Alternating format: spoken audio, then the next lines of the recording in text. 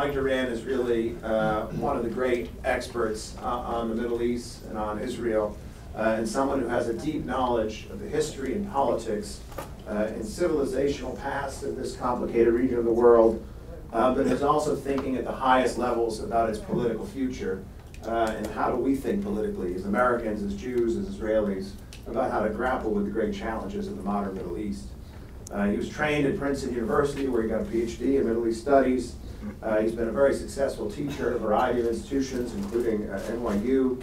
And he has been, for the last many years, a senior fellow at the Hudson Institute. But he brings to his intellectual work not only this reservoir of real learning, but practical experience at the highest levels, having served in the Bush administration in important positions in the Defense Department, the National Security Council, really helping to think deeply and concretely and lead on the issues of Middle East policy. Let me join me in welcoming Mike Doran. Thank you. That was such a nice introduction. Whenever you do this, I always want to meet that guy you're talking about. This sounds so cool. No, thank you all for coming. To the students who came back, thank you for coming back. I titled tonight's talk, Chaotic Friendship. About a year ago, must have been April, May of last year, I had a conversation with a senior Israeli official, and I asked him what the difference was between working with the Trump administration and the Obama administration. And he said that under Obama we experienced a steady diet of hostility and contempt. And he said, under Trump we have chaotic friendship. And then he hastened to add, and chaotic friendship is better than hostility and contempt. But I think that there's a lot to that. There was especially a lot to that back then, but I think there's still a lot to the idea of chaotic friendship. And so I'd like to analyze it, or to use it as a concept for analysis. Let me start with the friendship part. Trump represents a consequential change from Obama in two major respects, I think. The first of these is the Israeli-Palestinian impasse. I mean, everyone I think, who follows all this can see it quite clearly. Let me just run through some of the very obvious differences. The first is the place of the Israeli-Palestinian conflict in his view of the world. President Obama saw the Palestinian-Israeli conflict as a major strategic issue, and he saw it as a major impediment to better relations with the Islamic world, with the Arabs for sure, but also with the entire Islamic world. You can see that in his Cairo speech. He also regarded the Israelis as the major problem in the impasse. He saw them as the stronger party, and therefore the party that was most responsible for the impasse. This despite the fact that when he tried to develop his framework for negotiation, the Israelis did not reject the framework and the Palestinians did, but he still, President Obama was very strongly of the opinion that the Israelis were to blame. And you can see that when as he left office in December of 2016, he gave Israel a slap, a kick, a jolt, however you want to put it, in the form of UN Resolution 2334, which said that all settlements are illegal, including settlements in East Jerusalem. Now, in the Trump administration, it's a very, very different atmosphere. Most obviously with Nikki Haley at the UN, but not just Nikki Haley. Let me remind you, as a kind of to dramatize it, let me remind you of what Josh Earnest, that was the White House spokesman under Obama, said during the Gaza conflict in July 2014. When the Israelis shelled a UN shelter in Gaza, he immediately went out in front of the television cameras and said that this is totally unacceptable and totally indefensible. The indefensible part is especially striking because I know for a fact that he had not talked to the Israelis at all about what happened. He was merely reacting to what he saw on the television reports. And this is part and parcel, I think, of the Obama administration's approach to the problem. It was extremely important for Obama to put distance between the United States and Israel. As a matter of policy, it was important. You will recall that early on in his administration, he met with major Jewish leaders, and he told them that everything worked better for both Israel and the United States when the United States put some daylight between itself and Israel. So this is one of those moments when the United States when the United States did not want to be implicated by Israeli-Palestinian violence, and Josh Earnest went out there and made that statement. Contrast that with the attitude of the Trump administration in the recent round of violence in Gaza. American officials, not just Nikki Haley, went out immediately and blamed Hamas for using human shields and instinctively, reflexively defended Israel, the Israeli case. And again, I know for a fact, before asking the Israelis for any information about what was going on. So it's a very different mindset in that regard. Another issue in which I think there's a significant difference. One could argue this a little bit, this is a bit more nuanced, but I think a very significant difference is the issue of settlements. You recall, of course, that President Obama came in to office and he immediately demanded a complete settlement freeze. We're not hearing the same kind of rhetoric from the Trump administration. Now, President Trump did say, among other things, that Prime Minister Netanyahu, and this is a direct quote, has to be very careful with settlements. So what you see here is the Trump administration is not departing from the specific policy of settlements being a problem, but it hasn't put on top of settlements all of the, what I would call, theology that the Obama administration, I mean, the Obama administration had a whole host of statements connected with settlements. Settlements were the major cause of the impasse between the Israelis and the Palestinians. Settlements were creating a major issue between the United States and and Arab states and Muslims. Settlements were totally unacceptable and had to stop immediately. In the Trump administration, settlements are an issue, and we're going to talk about it, but it's not going to be the first thing, not even the second or third thing that President Trump is going to be concerned about at this stage. Now, we've looked at the history of this whole relationship, and you know things can change. There may be a moment when the traditional American policy on settlements and Israeli attitudes will cause some kind of clash. I wouldn't want to rule that out. But we're not going to see the kind of prolonged, systematic conflict over settlements that we saw with the Obama administration. Similarly, we're all waiting for the master plan of Jared Kushner, you know, the super plan to solve the Israeli-Palestinian conflict. I keep asking people what's in the super plan, and nobody seems to know. I have it on pretty good authority that they don't know at the highest levels of the Israeli government. I have that on pretty good authority.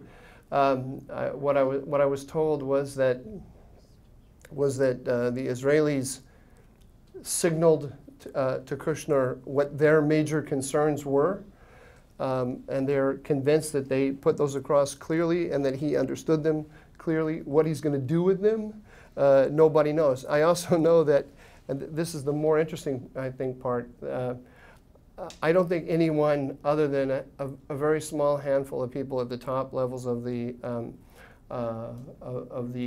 Trump administration know what is in the Kushner plan.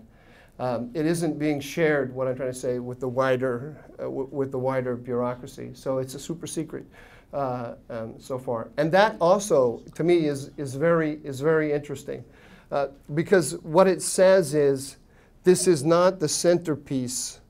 This is not the centerpiece of the relations between Israel and the United States. It's something that a small group of senior officials off to one side are working on.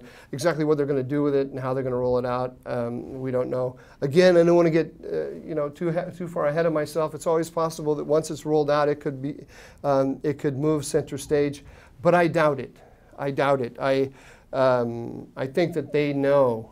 I think that they've been told by 72,500 people that there's not going to be a two-state solution in the next 4 years. I should say even less than 4 years, in the next 27 months before the next presidential election. And so what they're probably doing, now this is my guess, what they're probably looking to do is to amend the Clinton parameters. This is one theory among people who pretend to know what's happening, that they're going to amend the Clinton parameters were those that President Clinton put out right at the end of his administration, saying these are the basic principles for solving the conflict. And the assumption is, again, this is wild speculation, but I might as well say it. The assumption is that they want to amend the parameters in the direction of Israel, in the direction of the basic security needs of the Israelis. But we'll have to wait and see. But the big point I've already stated, which is that President Trump has downgraded the importance of the Israeli-Palestinian negotiations in the overall foreign policy of the United States, both in terms of the bilateral relationship with Israel and in terms of the wider policy of the United States in the Middle East.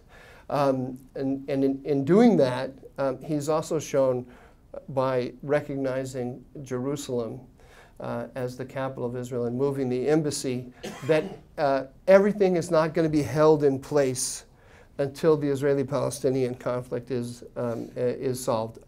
Our policy is going to move ahead, and that embassy move, on one level it was not significant at all, and on another level it was incredibly significant. I think it wasn't significant at all in the sense that it basically just moved a building. And it moved a building to a part of Jerusalem, which under every plan for a two-state solution, everyone has agreed will be Israeli territory. And nobody doubts that Jerusalem will be the capital of Israel. So in a sense, it's no big deal. But of course, psychologically and politically, it's huge. Because President Trump was told by his Arab allies, by his own bureaucracy, by his European allies, everyone said, "Do not do this. This is a major mistake." And he went ahead and he did it, anyway. And that, I think, speaks volumes about the way this Palestinian issue is being configured in a very different way. Even if we can look at specific policies and say, well, there's continuity between what Obama said and what Trump said. There may be some continuity on these policies, but the context around has completely changed. Okay, that's the first issue, is the Israeli-Palestinian question. And the other issue on which there's been a significant departure is the policy toward Iran.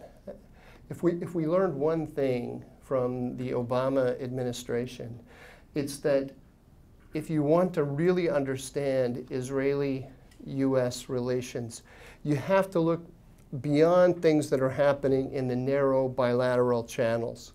You will recall that one of the ways that Obama countered the claims that he was working against Israel as he warmed as he thawed relations with Iran, was to assert that, with considerable evidence, to assert that he had increased military-to-military cooperation and intelligence sharing with the Israelis, and that it reached the new heights in both arenas. And a significant number of Israelis were willing to stand up and attest to that fact as well.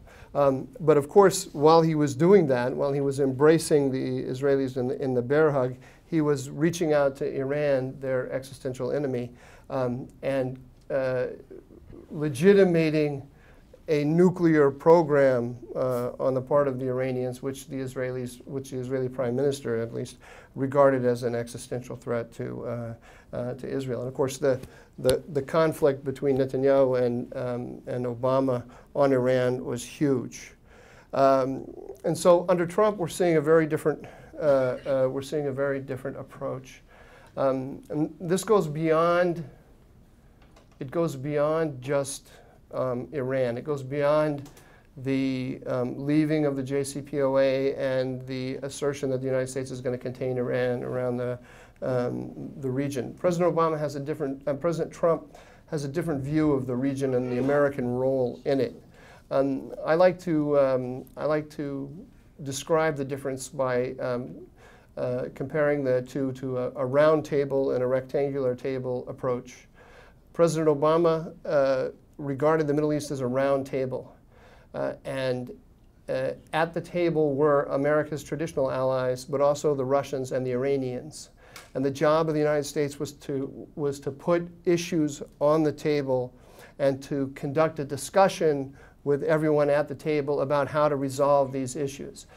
The assumption being that everyone around the table is a stakeholder that has an interest in solving the problems, has a shared interest in solving the problems. The major problems in President Obama's mind being the instability, general instability in the region, and the rise of Sunni extremism both in its Al-Qaeda form and in its ISIS form. And he assumed that the desire for stability from the Russians and the Iranians and the desire to suppress Sunni radicalism would lead to a situation where we could reach out to the Russians and the Iranians and they could become, if not partners I was going to say partners in regional stability, but if not partners, we could at least come to some kind of accommodation with them. President Trump has a more traditional view, I think, as American presidents have seen the region. And he sees it as a rectangular table. And on one side of the table are America's allies, and on the other side are the enemies. And the job of the United States is to elevate the allies over the enemies, but also to mediate between the allies because they have bad relations with each other. Now, in President Obama's concept, this creating the round table and getting everybody to agree meant elevating the Russians and the Iranians from their previous status in U.S. policy, which by definition meant downgrading the Israelis. It was as simple as that. President Obama came into office. He was determined to get out of Iraq.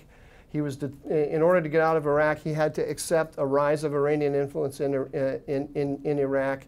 In order to accept that and to start having diplomacy with the Iranians about it, he had to park the nuclear question off to one side. All this was deeply disturbing to the Israelis, and that led to the clash.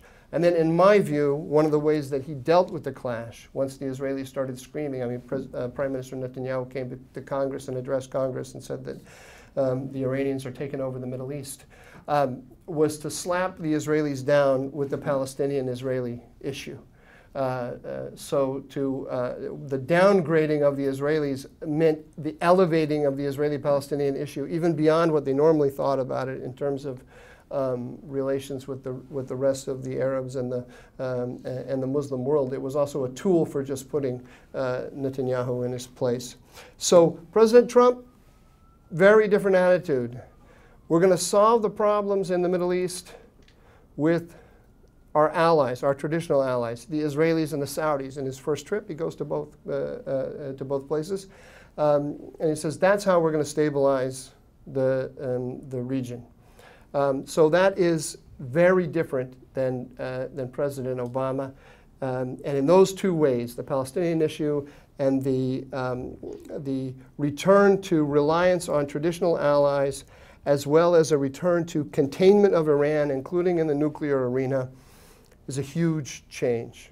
So that's the friendship part, and that's what the Israelis are reading, and they love it.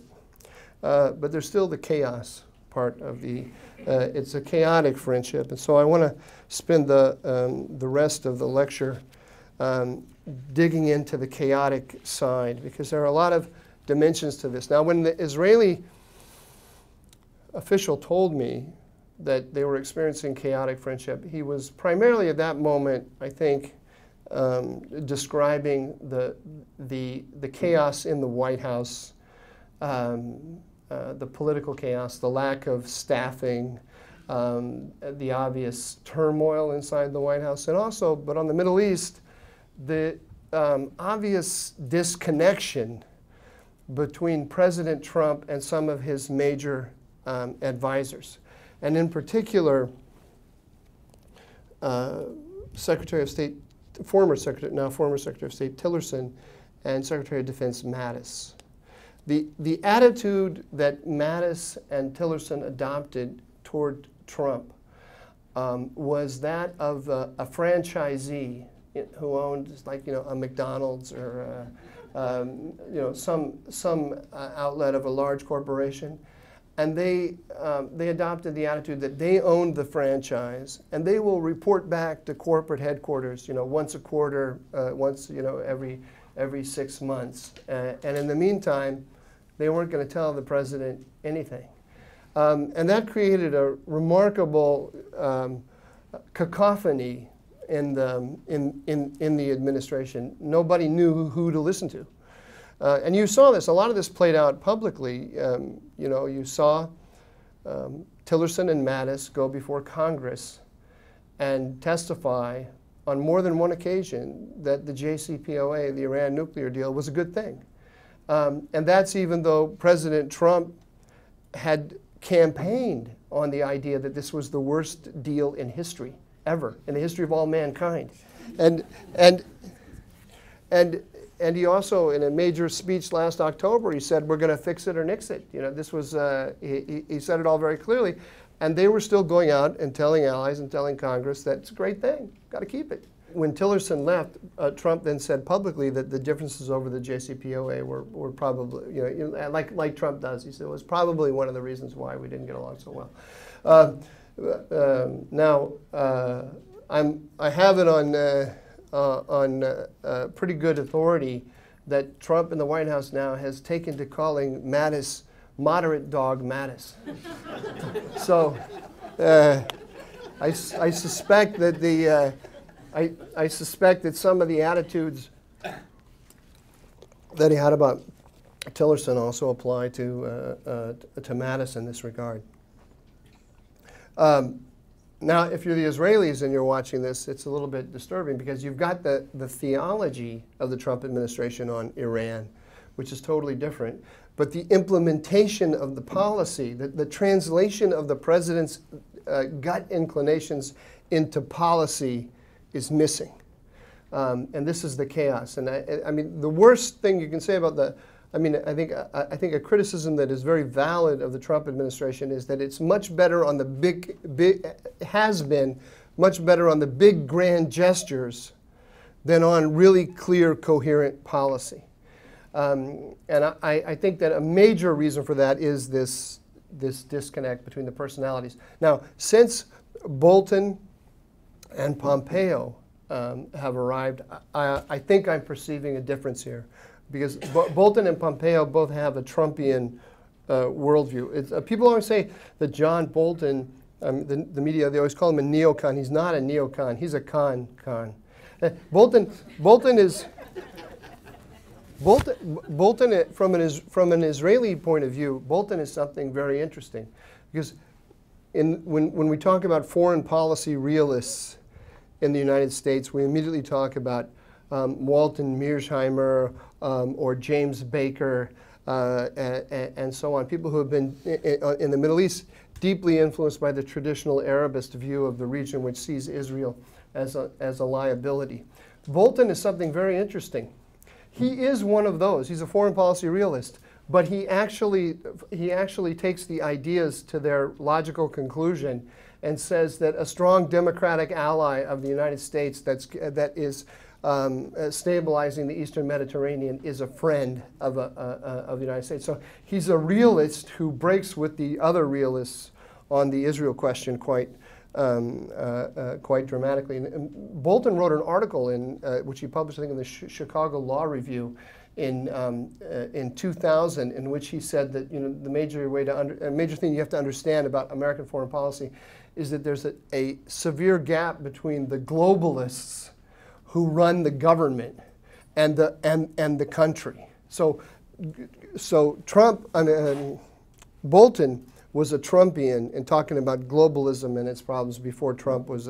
So if anybody can translate Trump's instincts into policy, I think it's Bolton and Pompeo too. So that's all good, and I think we're moving in the direction of lessening the chaos, but there are some deeper underlying factors.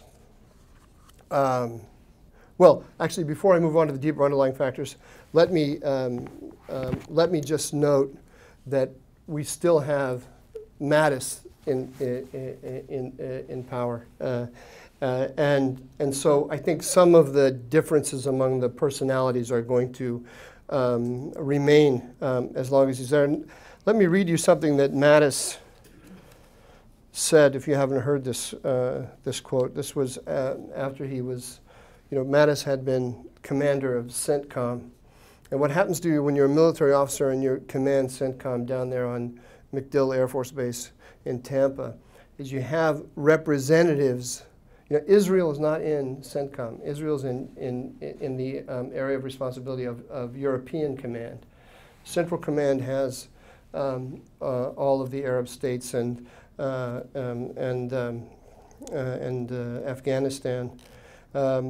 They say that in CENTCOM, they say if it's not hard, it's not CENTCOM. But what happens is you have representatives there from all of the Arab militaries who tell you every day that they love you and they love America, but they don't understand why America is so tied to the Jews. And the closeness of America to the Jews is really what's making it hard for their country to do all the things that America would like it to do. And if we could just get rid of our Jewish connection, then they'd be able to do everything that we want them to do. And if you don't think about this too much, right, you start to think that it's actually a description of reality. And this happens to a lot of officials in government. So clearly it happened to Mattis. Here's what he says. The current situation, he's talking about in the Israeli-Palestinian conflict, the current situation is unsustainable. We've got to find a way to make the two-state solution that Democrat and Republican administrations have supported. We've got to get there. And the chances for it are starting to ebb because the settlements and where they're at are going, going to make it impossible to maintain the two-state option. So we've got to work on this with a sense of urgency. And I paid, listen to this one, I paid a military security price every day as the commander of CENTCOM because the Americans were seen as biased in support of Israel, and that moderates, all the moderate Arabs who want to be with us, because they can't come out publicly in support of people who don't show respect for Arab Palestinians.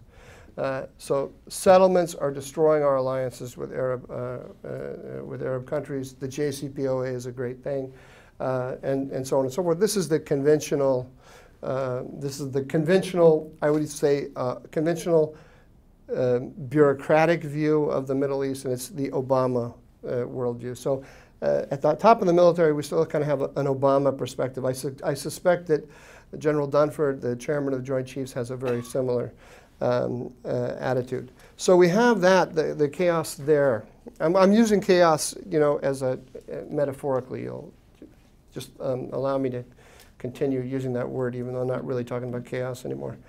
But like I say, there are deeper structural issues at work here. Take, for example, the question of Syria. Back when we had Secretary Tillerson in office, he put together, he was instrumental, by the way, in keeping U.S. forces in Syria, and he was interested in blocking the Iranian land bridge from Tehran to Beirut. And he put together a Trump administration strategy, which he announced publicly in a speech in which he identified countering Iran as a major U.S. interest. A couple weeks later, this is back in February, I believe, General Votel, the commander of CENTCOM, went before Congress, and he was asked, what is the U.S. military doing in Syria to contain Iran? And he said, it is not a U.S. military mission to contain Iran in Syria. So here you have the State Department saying that it's a major interest of the United States to keep the Iranians contained. The president is saying that this is a policy of the United States. And yet the military, which is active in Syria, and Syria is the place where the Iranians are making the greatest advances in the region, the U.S. military is not doing anything. So there's a complete disconnect there between aspirations and means. And I think that this disconnect between aspirations and means goes way beyond just the personalities that are involved. It's almost structural now in the U.S. relationship with the Middle East. You'll recall that when President Obama walked back from his red line in Syria after Assad gassed, pardon me, I got a frog in my throat, after Assad gassed the civilians in Ghouta, that he began to plan strikes against Syria, and then at the last minute he moved and asked Congress for permission to attack Syria. And he said it was his constitutional duty to do this. Of course, he had attacked Libya and didn't ask Congress for support, so he kind of forgot about his constitutional duty then. But then he remembered it when he was dealing with Syria. And Ben Rhodes, his Deputy National Security Advisor for Strategic Communication, recently revealed something which I found quite interesting. He revealed it while publicizing his memoirs, which have just come out, but it's not actually, it's a quote, it's not actually in the memoirs, it's in an article that he wrote publicizing the memoirs. When Obama turned to Congress and asked for permission, he was well aware that the Republicans in Congress were against the strikes, that there was a strong current of hostility to the strikes. I know this for a fact, that this was not just posturing. I had an opportunity once to ask Ted Cruz, whose support for the strikes was lukewarm, why he was lukewarm. And he said that, he told me that he had never gotten as many hostile emails and phone calls from his supportive constituents than on that occasion when he moved in the direction of support. And they said, do not do this. President Obama was well aware of this, and he knew that he was putting the Republicans in a difficult position. And he told Ben Rhodes, and this is what Ben Rhodes revealed, Obama said, I'm happy with it either way. If they come back and they give me the authorization to strike, then I can strike. But if they don't, then I will have driven a stake through the heart of the neoconservative foreign policy, right? Because he will, and that was, in my view, that was a major goal here. It was to destroy the pressure to him on the right for an interventionist foreign policy in the Middle East. I think we need to think long and hard about that episode, because I don't think the general political conditions in the country have changed. The idea of a significant intervention by the United States in Syria is unpopular on the left and on the right, regardless of what any politician says at any moment. And of course, Donald Trump is very much aware of this. That's why in April, he gave the speech in Ohio, I believe it was, where he told trade unionists that we're going to get out of Syria soon. So there is a lack of desire on the part of the United States to counter Iran aggressively in Syria. And that puts the Israelis then in a very difficult position because it leaves it up to them. And there's a lack of desire on the part of the Israelis to counter the Iranians aggressively in Syria. I mean, they're willing, when I say lack of desire, they're quite willing to do it from the air. And they have been doing it from the air, but they don't want to get involved on the ground. So if the Israelis are not going to do it on the ground, and the Americans are not going to do it on the ground, who's going to do it? And that is a sort of structural problem we have here because, as I say, this is the place where the Iranians are making their biggest muscle movement. I'm going to come back to that in a minute, but I want to, I'm going to come back to Syria in a minute, but before I do, I want to say a couple words also about the JCPOA. I mean, today the sanctions have been reimposed as of today. From my point of view, that's a nice thing. Lots of protests in Iran these days. People who are out in the streets demanding regime change, but also saying that they're not benefiting from the resources of the country, which are being robbed from them by the corrupt elite. All of this is good. I think nobody can say that the regime is on its last legs, but clearly the regime is under a lot of pressure internationally and domestically. The question is, will the sanctions collapse the regime, or take it to its knees and force it to come to an agreement with the United States on dismantling the nuclear program? Let's assume that Trump is going to lose, that Trump's going to lose the House in November, and he's going to lose re-election in 2020. That gives us 27 months in which to defeat the Iranians. Can the sanctions do it in that time? Well, it's not at all clear to me that they can. Maybe. I mean, clearly, if you're reading the news, you see Iran is not in good shape. But let's remember a few things. First of all, the Russians and the Chinese, they do not want Trump's policy to succeed. And they are going to go to significant lengths. What lengths yet? We don't know. But they're going to go to significant lengths to make sure it doesn't succeed. And let's not forget what happened in the case of Syria when the regime started to look like it was going to fall. Right? The Russians and Hezbollah intervened aggressively to make sure that the Syrian regime did not fall. It's not. You don't have to exercise your imagination that greatly to imagine Russian and Chinese troops in Tehran helping prop up the regime, or any number of other actions that they might take to prop up the regime. On top of that, we have the attitude of the Europeans. The Europeans are adamantly hostile to Trump's policy. Now, their attitude is not having that great an impact, in the sense that U.S. sanctions have scared away all major European businesses. Anybody who wants to do business with the United States, or anybody who wants to do business with an entity that's doing business with the United States, it has made it almost impossible for them to do business in Iran, and so they're all running away. But the European governments have announced time and time again, including in a major statement today, that they're in favor of keeping the JCPOA and they want to return to it. So they clearly are working with the Iranians, and probably with the Russians and the Chinese as well, to come up with ways to keep the Iranians in for 27 months. Right? Their strategy is to wait out Trump. So if you look at this in the most absolute pessimistic fashion possible, it's not hard to imagine that 27 months from now, we're still going to have Iranians in Syria, and we're going to have then President Bernie Sanders, President Kamala Harris, President Kristen Gillibrand, Joe Biden, Deval Patrick.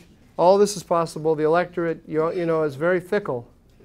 And then it could very easily go back, immediately, it would go back to the Democratic administration working together with the Europeans to reimpose the JCPOA, to return to the JCPOA, It would be hailed as a return to multilateralism, a return to normalcy. You can imagine how it would be. And so then historians will look back, and they would see this period of the Trump policy, the new theology about Israel, as a kind of strange and interesting interregnum between Obama 1 and Obama 2. Now, I've got 5 minutes left, so let me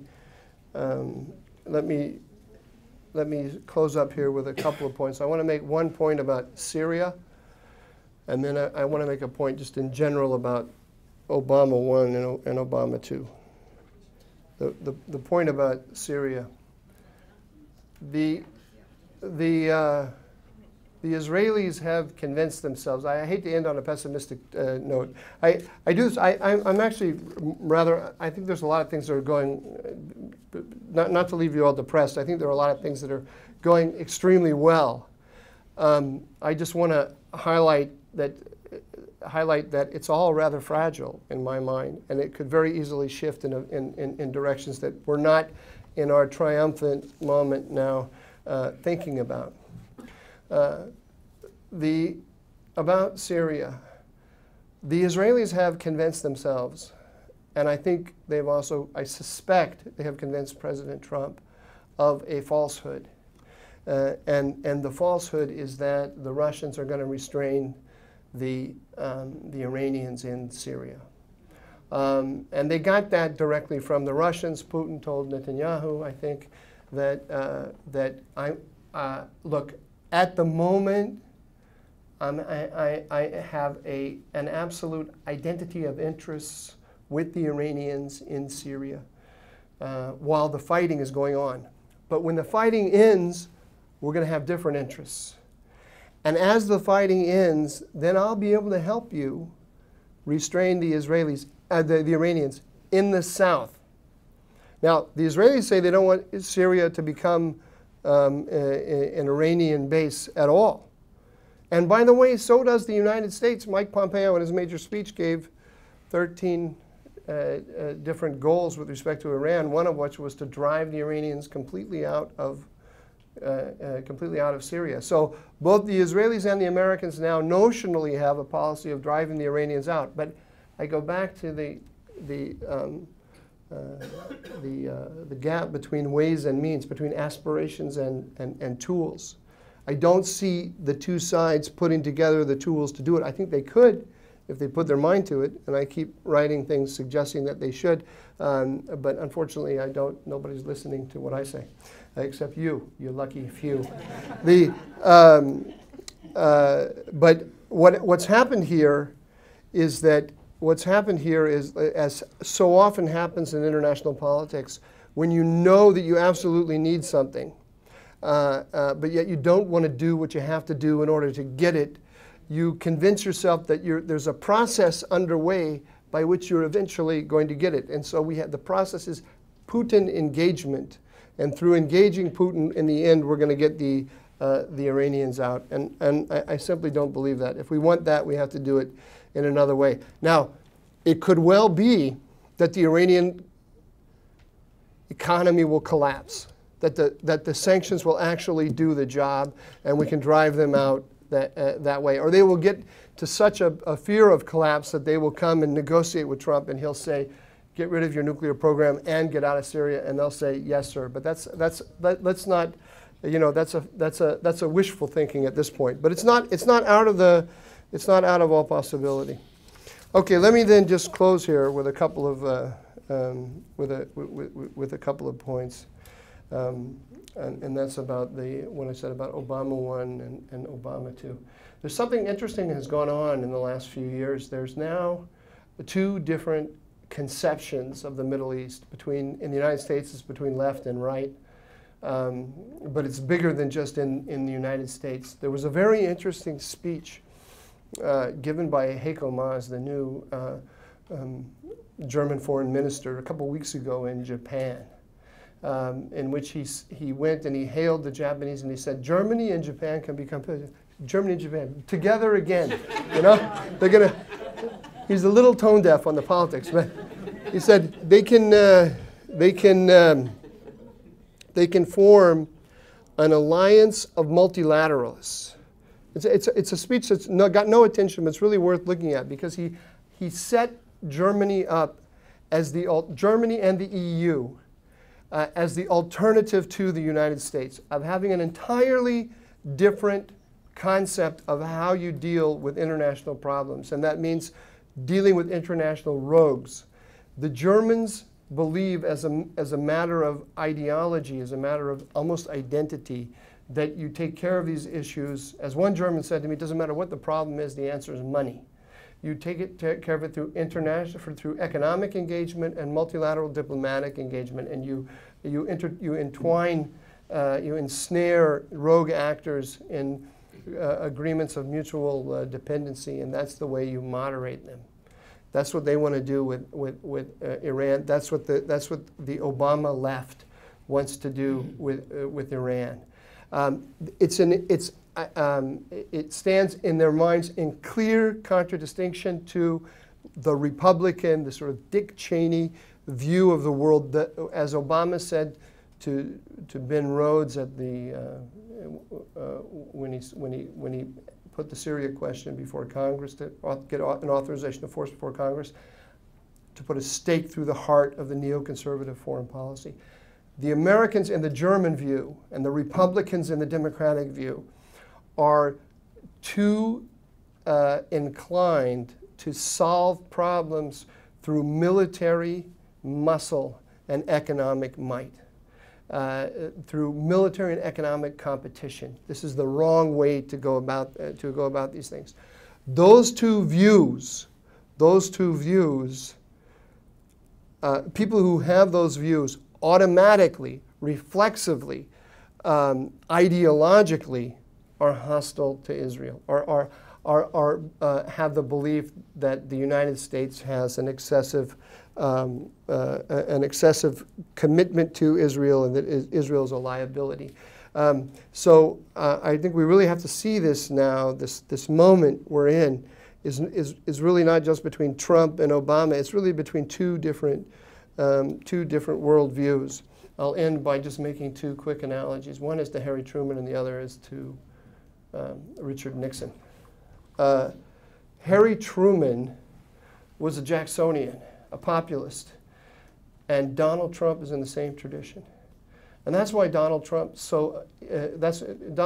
see Donald Trump's recognition of Jerusalem as the capital of Israel as directly analogous to Truman's recognition of Israel. Obviously, it was not as consequential or brave an action, but in political terms, it was nearly identical.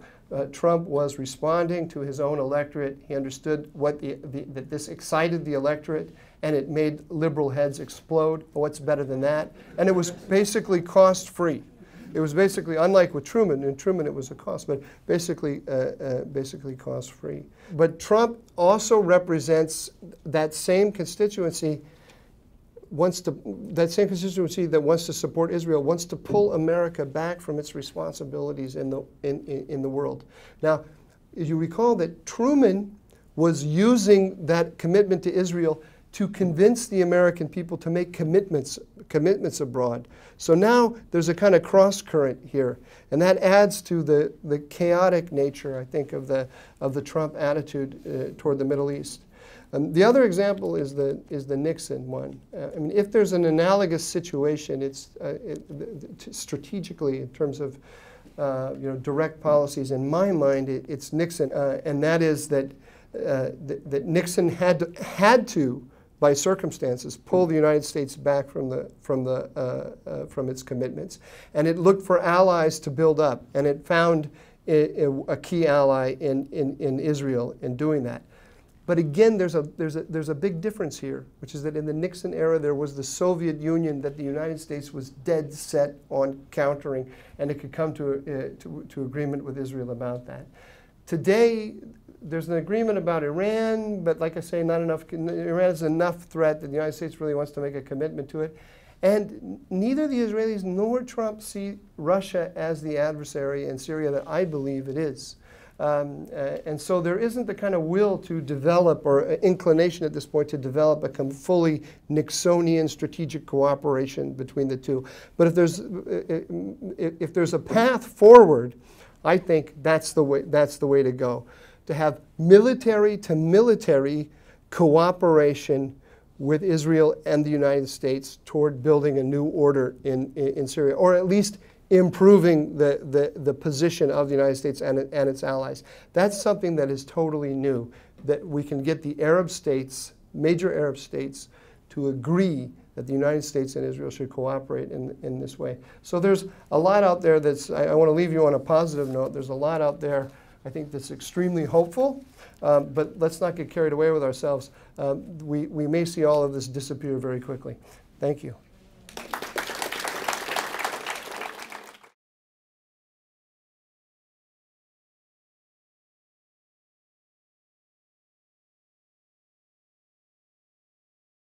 In principle, yes. I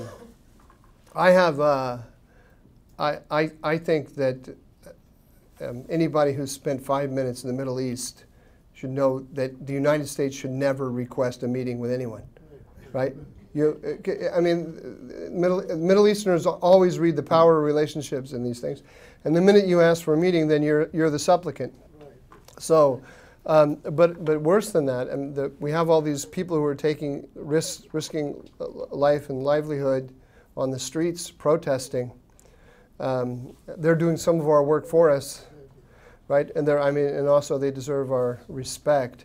And when you say I'm going to meet with the guy who's threatening your life or maybe even killing you, then you demoralize them. So I don't think it's and in general I wish you wouldn't do that. I think there are two things that impel him to do that. One is his view of himself as a deal maker. I mean, it's in his DNA.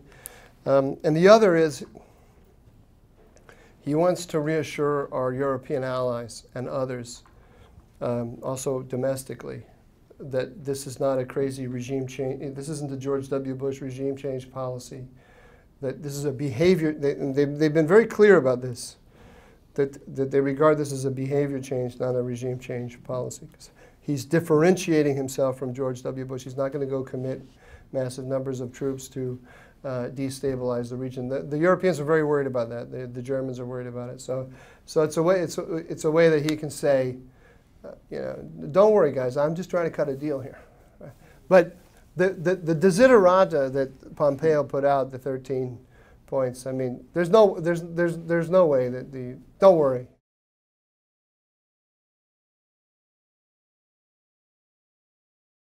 I think that it's exciting. It's exciting to a lot of Israelis, but I developed a principle when I worked in the White House, which is that the Saudis always disappoint, and it's a principle that has stood me in good stead.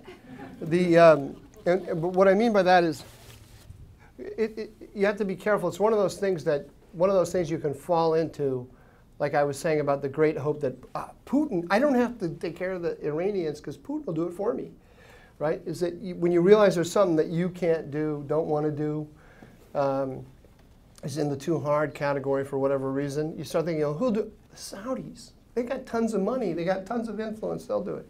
When you start looking at them closely, they got a lot of domestic problems.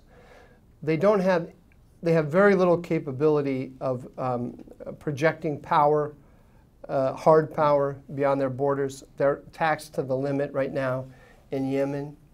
They can throw money around. That's not an insignificant thing. But they tend, just like the Germans, tend to exaggerate the value of money and diplomacy because they don't have a military. The Saudis tend to exaggerate the capability of bribery. And when believe me, once you make bribery a tool of your foreign policy, you'll have a lot of people that want to work with you.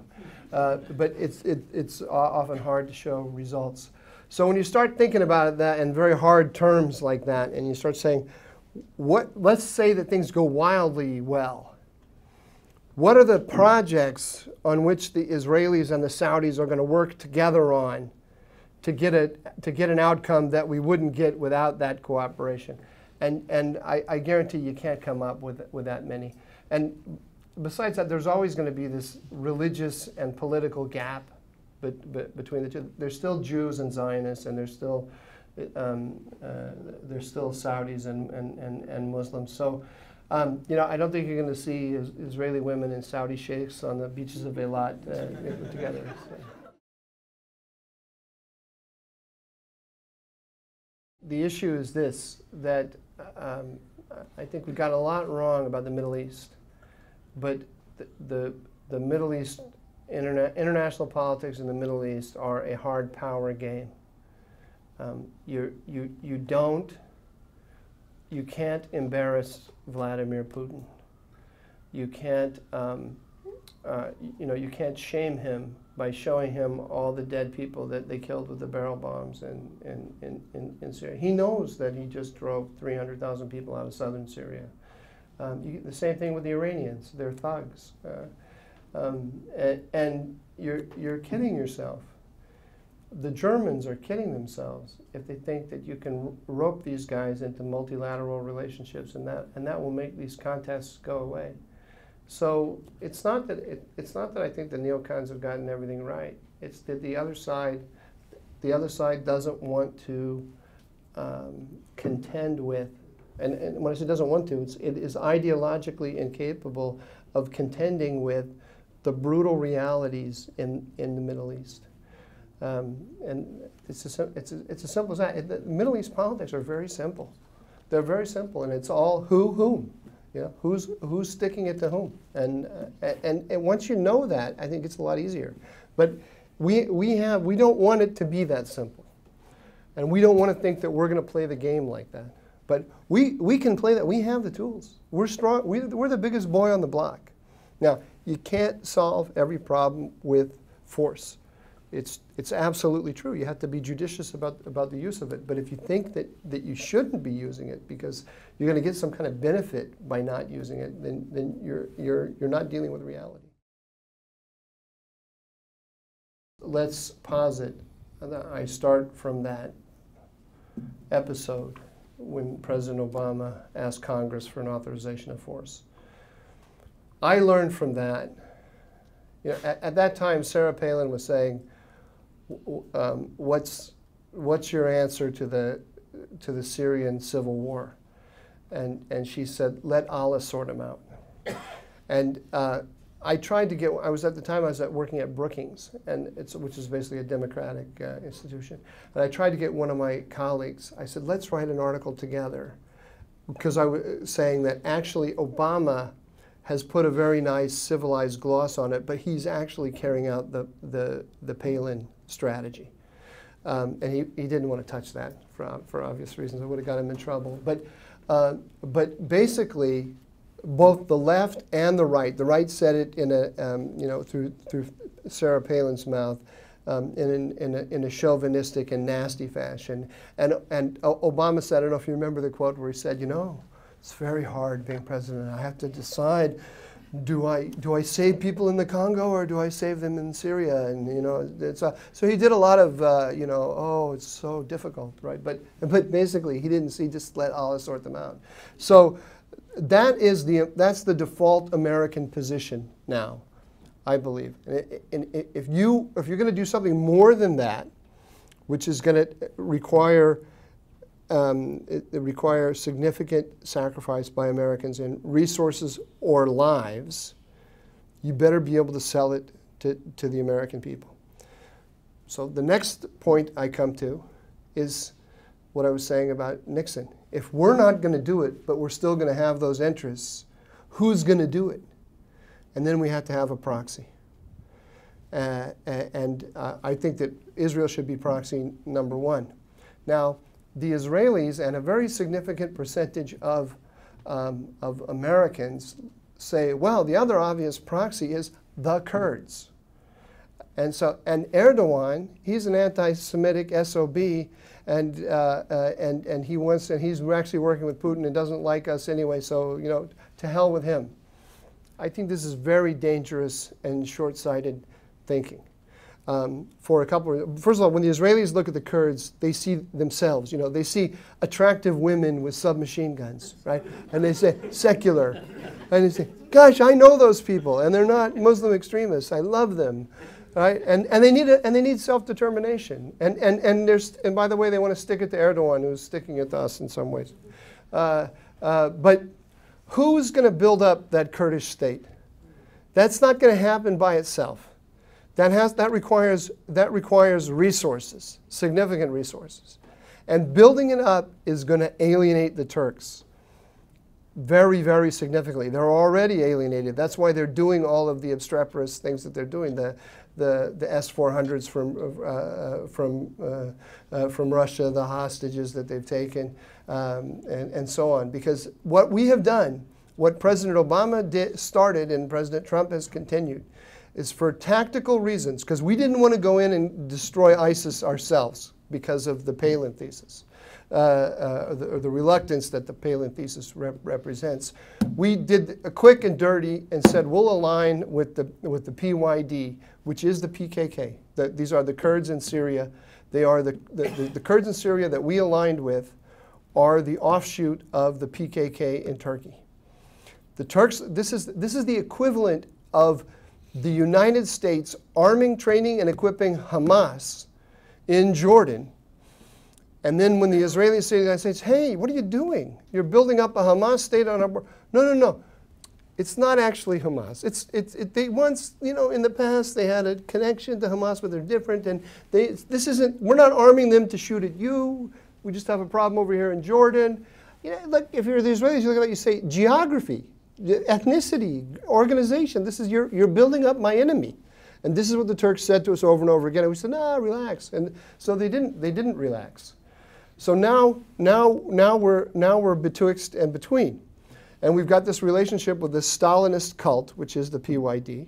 That's why they have the girls with the machine guns, and we've alienated the Turks, and we're caught in between.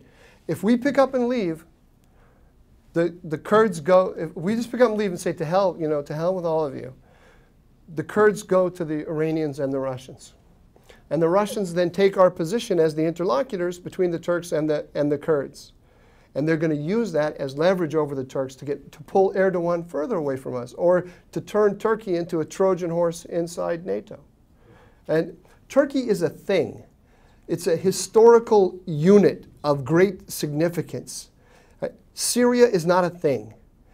Syria is not coming back. Turkey is coming back. Turkey's in a weakened position right now because of the purge in the military, followed by the coup, and so on. The Turks are coming back. I would have you read Churchill's history, I know, his journalistic account of the post-World War I era, which he wrote in the late 20s, and he describes the Turks and how enraged they were by the British policy of landing the Greeks on the Anatolian shore, and how the Turks came and fought back. Right? So building up a Kurdish state in Syria means hostility to Turkey, which is a real thing, has a real army, a real historical sense of himself, and they're very tough. And so that's a major, major project, and it's strategically asinine, actually. I mean, I have no nuanced feelings about this at all, because people are just blindly saying, gosh, you know, young women with weapons, we love them, right? That it's strategically foolish. We have to make a significant effort to come to an agreement with the Turks, because we don't want our forces there, and they're not going away. If we determine that we cannot come to an agreement with them, then we have to do something else. But this kind of mindless, you know, to hell with Erdogan. Okay, I made a big speech. I didn't intend to do that, but those are my feelings. It's great for both parties, and I don't have the numbers at my fingertips, but a lot of it is run back through U.S. companies, so it builds up our capability. And look at how much money we sunk in Iraq, in trying to build up a proxy in Iraq, and we failed. I mean, how much money is it? I don't know. Is it $2.5 trillion? $2.5 trillion. right? And look at what the return we get on our investment from the Israelis. The Israelis are a major reason that the Eastern Mediterranean is stable. They prop up Jordan. They anchor the Egyptians in place, and so on. That's a very cheap investment. And what if we didn't give that? The Israelis are a cyber superpower. The Israelis have the, I don't know, second, third best intelligence agent. Look what they just, the archive they just took out of Iran. That's an incredible intelligence find, what they shared with us immediately. If we don't have them as friends, those capabilities go to work for somebody else. We should, this gentleman here asked about why I think my crude way of understanding the Middle East is superior to the nuanced and sophisticated view of President Obama and his advisors. We should examine closely, if you were running a class for American leaders about how Middle Eastern politics works, I think we have a great lesson in front of us from Vladimir Putin. The guy has an economy the size of Italy's, is it? He put a very small, compared to us, a very small force in Syria. And look how he has parlayed that small military force into very, very significant influence throughout the whole region. And what he does is he goes to each player and he says, I can work with you.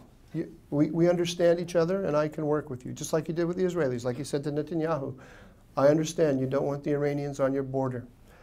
I understand that, and you know what? I also understand that you have to carry out some military operations in Syria in support of your red lines against the Iranians. I understand that. Just don't surprise me and don't kill any Russians. And eventually, I'm going to be able to help you in the south. Can't do it right now, but I'm going to be able to help you. Then he runs over to the Iranians and he says, whew, you know what?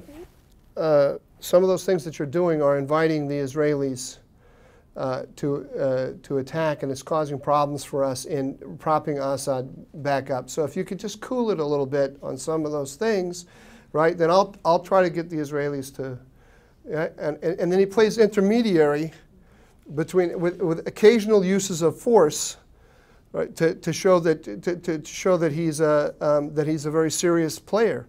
And everyone buys into, the Iranians have bought into the Russian process, and the Israelis have bought into, and the Americans have bought into the Russian process. And what is the result going to be of everybody buying into the Russian process? What?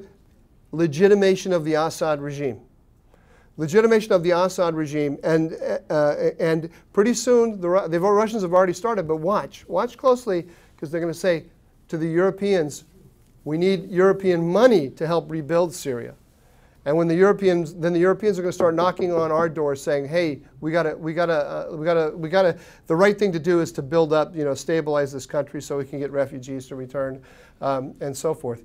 And in the end, Putin is going to have his ally, where we spent $2.5 trillion in Iraq and we do not have an ally there. And he put 27 planes and dropped a lot of barrel bombs, and he is going to have his ally in Syria. Who plays the Middle East game better? No, see, part of the reason I cut myself off wasn't just that I was getting emotional. It was that this is such a big topic, and it's got so many dimensions to it that it's very hard to know where to stop. But I think there's an error of analysis that we make when we look at the Middle East repeatedly. And we make errors of aggregation. I was going to go through all the different kind of errors, but forget it. But one of them is errors of aggregation. And we talk about the Arabs, the Kurds. There's no such thing as the Kurds. The Kurds are divided among themselves in very significant ways. And so when you say we should support the Kurds, well, which Kurds and to what purpose? the KRG in Iraq has relatively good relations with Erdogan. In particular, the Barzani element, not the Talibani element. The Talibani element looks to Tehran, and the Talibani element connects up to the PYD in Syria, and the Turks come in through Barzani. And if I had been king when the Kobani affair happened, which is when we made our alliance with the PYD, because the Talibani guys in Iraqi Kurdistan said, "Hey, we got friends over there in Syria; they can help you." And the Obama administration went and quickly made a marriage with them. I would have liked it if we had worked through Istanbul and the Barzani people, because the Turks are not stupid. They know that they have Kurds on their border, and they know that by the year 2040, they're going to have 33% of the population of Turkey is going to be ethnically Kurdish. That's why this issue is so huge. This is an existential issue for the Turks. They are not going to let us create a PKK state on their borders. They're not. They're going to fight us if that's what we do. So let's do this with our eyes open. Now, we can position ourselves like we have between the Israelis and the Palestinians, between the Kurds of Syria and the Turks.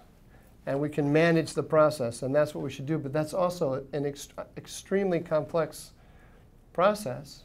And I'm not convinced that we have the wherewithal to see it to the end. And so it's troubling to me to see some of the kind of simplistic thinking about all this. Because anything you do between Turks and Kurds, if you side with the Turks, if you side with the Kurds, if you get the hell and pull out, and any nuance in between, any step you make has significant, almost irreversible,